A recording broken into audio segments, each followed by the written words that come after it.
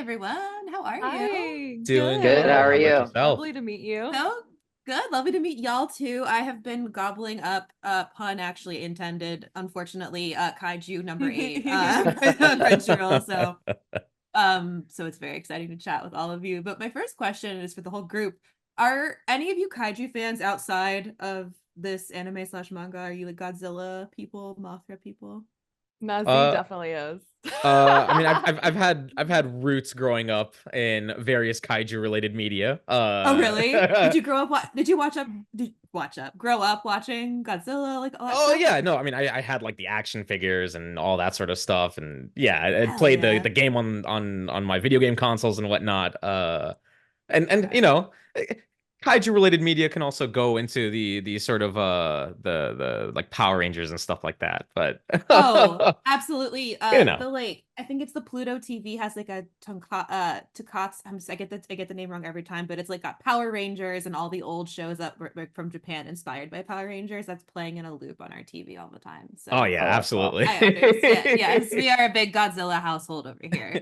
Nice. So yeah, yeah.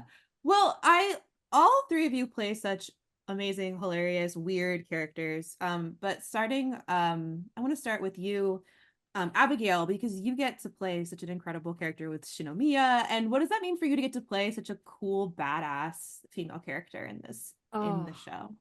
God, it is a dream, and what you would ever want as an actor, especially a female actor.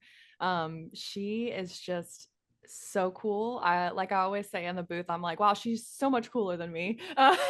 Every time she does something more and more like badass, I'm like, wow, she's like it just reinforcing and she's so cool. Like I can't believe that I get to lend my voice to her in the English version. um no, it's really such an honor, and having read the manga and knowing where she's headed development wise, I am so excited and devastated and thrilled for her and all of her achievements and everything that she has been and is going to go through. And I think that she is definitely one for the history books as far as female characters go. I think she's achieving so much and really showing that in anime, a female character doesn't have to be, in a romantic relationship or for other uses besides if she wants to be a soldier. I think going back like Utena fashion, like if she wants to be a prince, if she wants to be a Hell yeah. soldier, that's what she's going to be. Like she can save the country. She doesn't need help. I mean, though she would think she doesn't need help. It is good to have a team. But like as a secondary help, like from a man or anyone else, really, she's capable of doing a lot of things on her own. Also learning that she doesn't have to do everything on her own, which I think is a lesson for her in this.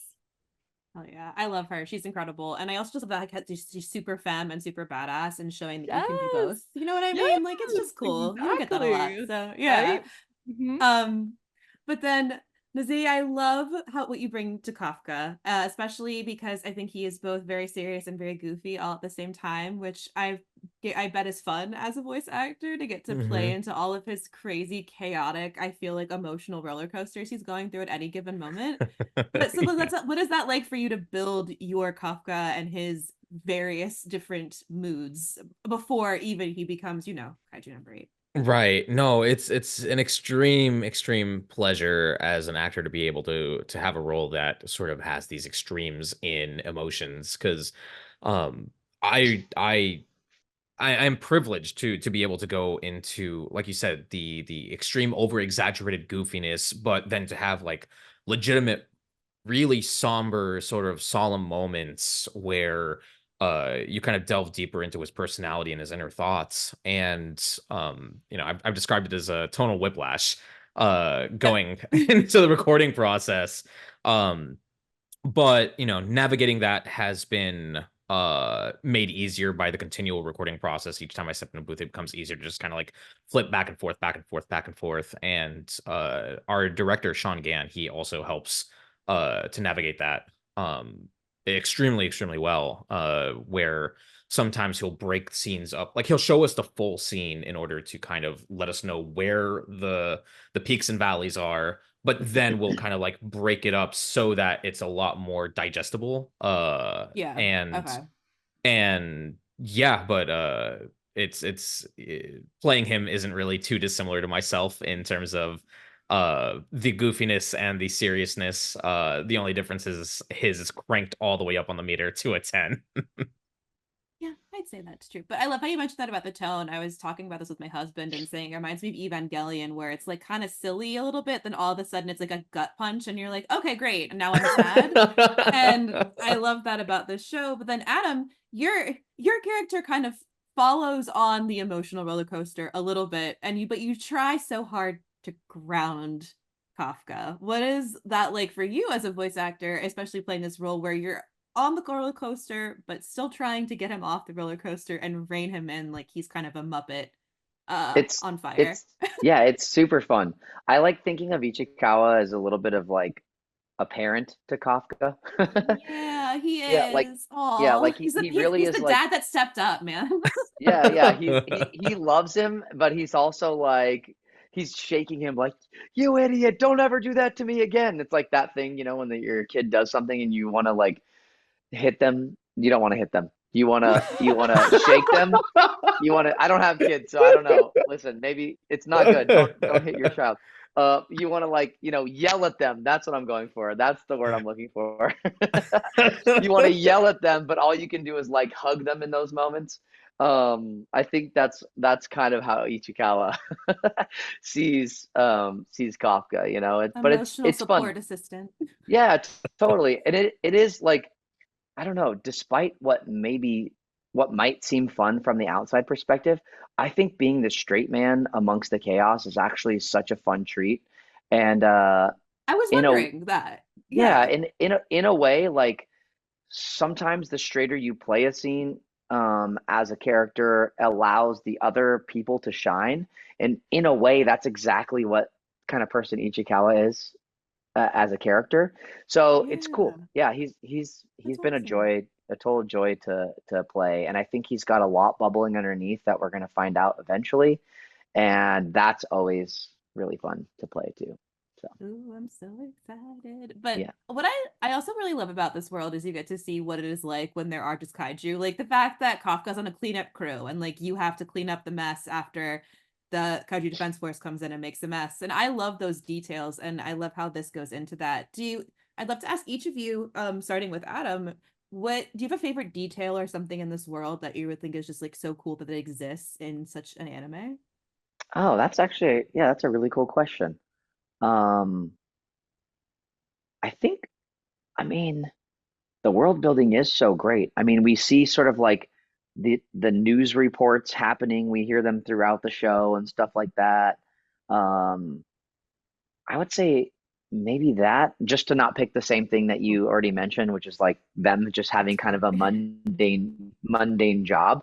But yeah, maybe something like the news reports that happen throughout that are sort of painting a really clear picture that this is something that they have to deal with all the time and how important, it sets up how important the defense force is so that once the threat of Kaiju number 9 comes in, we know that it's like a really, really big deal. So yeah, I'll say the Cool. news reports that we're hearing kind of throughout the episodes. Yeah. Nazi, what about you?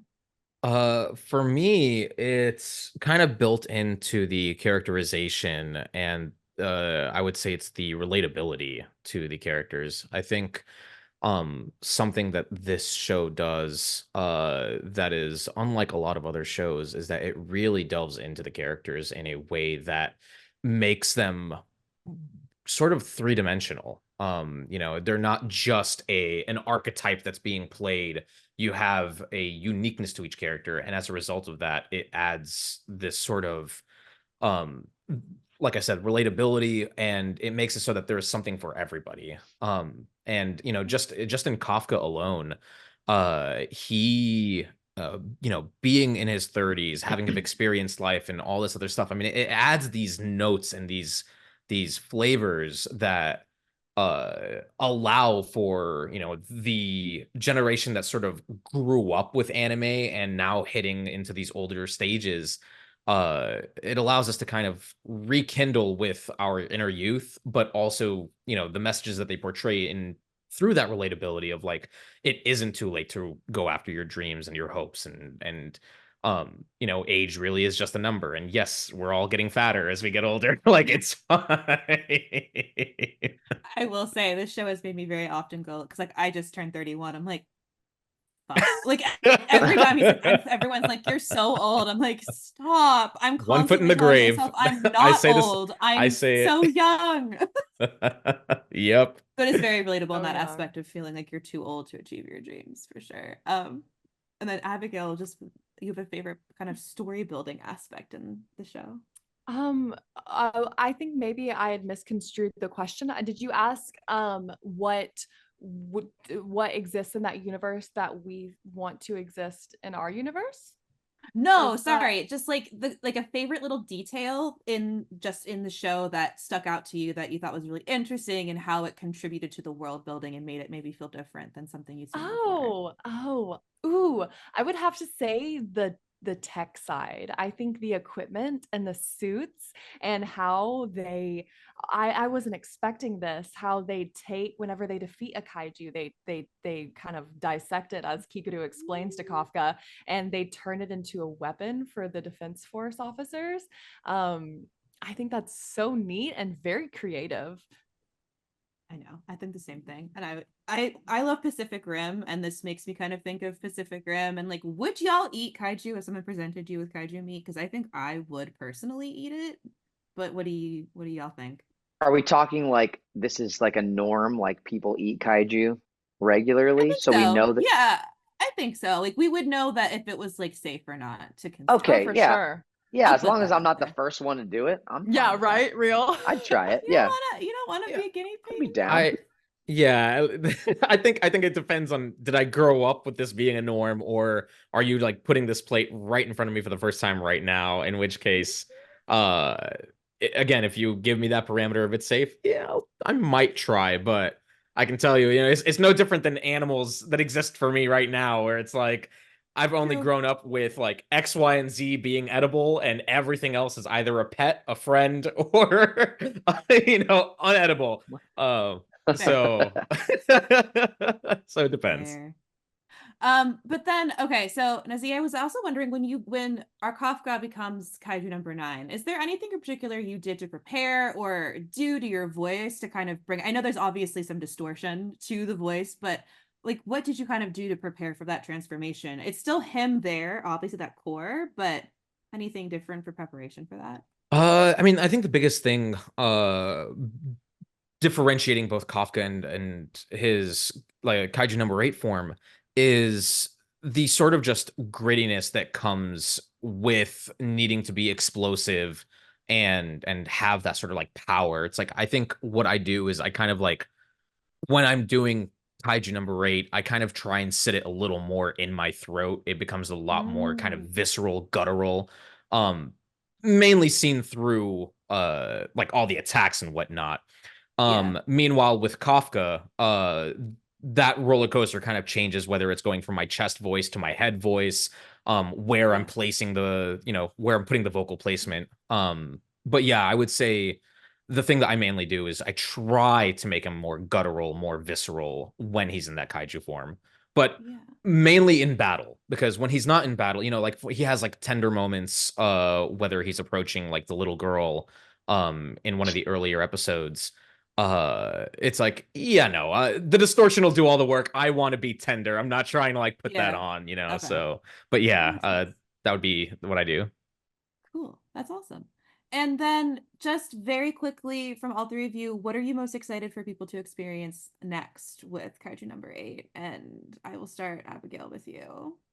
Oh, I think there's a lot to look forward to as each character develops themselves physically. The higher their percentage goes, or the more powerful they go, the higher that they achieve. I think the more perks that they're going to have. And I'll just leave it at that. I think there's a lot to look forward to perk wise.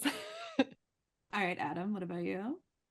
I think this show has this idea of like found family. All of these people kind of come together and we have this new group of people that are learning each other's personalities and how to work well with each other.